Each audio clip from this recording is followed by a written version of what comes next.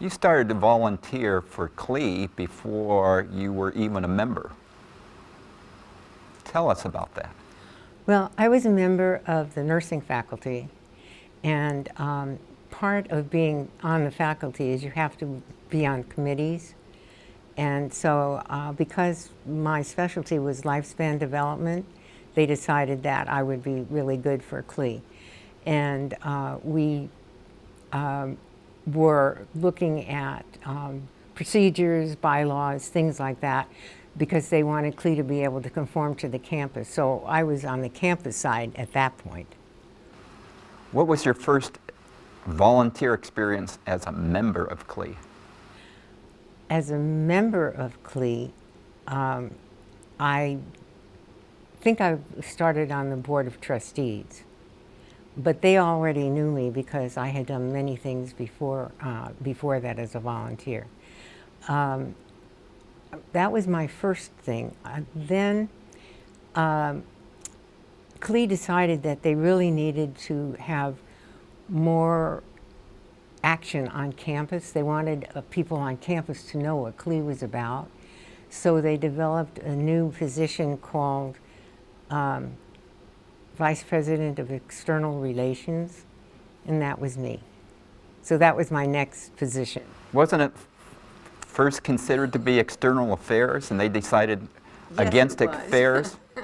It was external affairs because that's the way it is on most businesses, but because I was a woman, they decided that I shouldn't have affairs, I should be relations. Of course, then, relations and affairs were not the same thing. Ah, the days of Yes, yes. What are some of the variety of volunteer experiences you've held? Obviously, you've held the position of president, but we'll talk about that later. But some examples of other volunteer experience. You've been a class coordinator? Oh my gosh, yes. Yes, on quite a few classes. And I really like that. I also, as part of my faculty things and then as part of CLE, help them with the nurse clinic.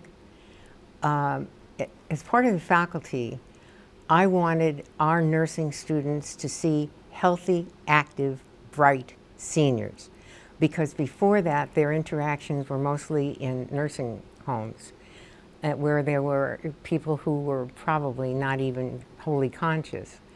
So that was one of my first things. I set up a clinic in RGC, and the nurses from the nursing school would come over. There was a time when the health department had free flu vaccine, and all of the nursing students would come over and give free shots for during the flu season. So that was part of my activities. How many years did you serve as president of this organization? 4. The first 2, and then because of a whole variety of ridiculous reasons, I got talked into the second term. What type of time commitments are involved in being president? I think it sort of depends upon the person who's president, but I'm one of those addicted people. So I spent a lot of my days, at least 4 days a week, I would be here on campus taking a class, teaching a class, or in the president's office doing things that the president needs to do. Why do you continue to volunteer? I love OLLI.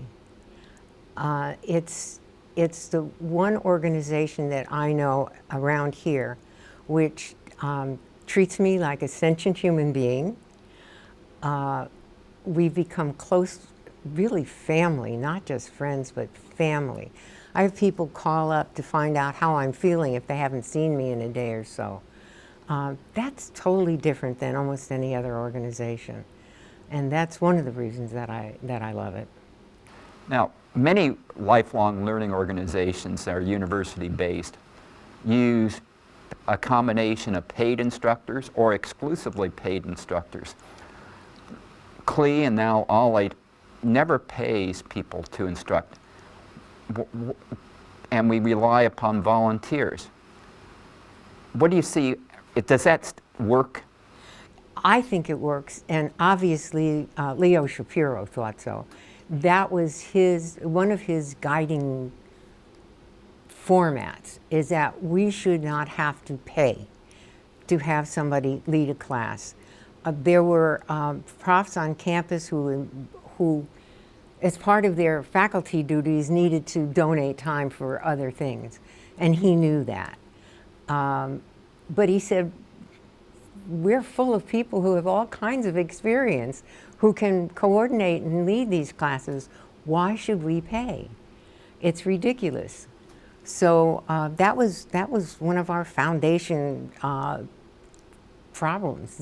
Well, it wasn't even a problem, but it was a problem when CLE resisted becoming OLLI, because OLLI had a totally different setup, and one of their things is that all of their profs were paid. And we said, no thanks. And then they changed their policy. Well, they still pay most of their guys, but they have changed. What they said was, we'd like you to be part of OLLI, and so we don't care whether you pay them or not. Whatever works for you will work for us. So someone like yourself, and a good percentage of our members are retired teachers, teach for pay for their entire career, and then teach for free in retirement. Why? Well, I could give you a simple answer that we're dumb, but instead of that, I think that teachers choose teaching because they like the art of teaching.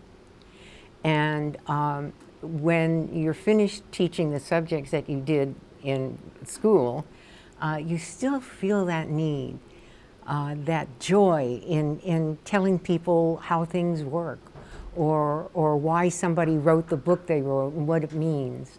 It's just one of those things where it comes from a love of the subject and the art of teaching. Well, thank you very much. You're very welcome.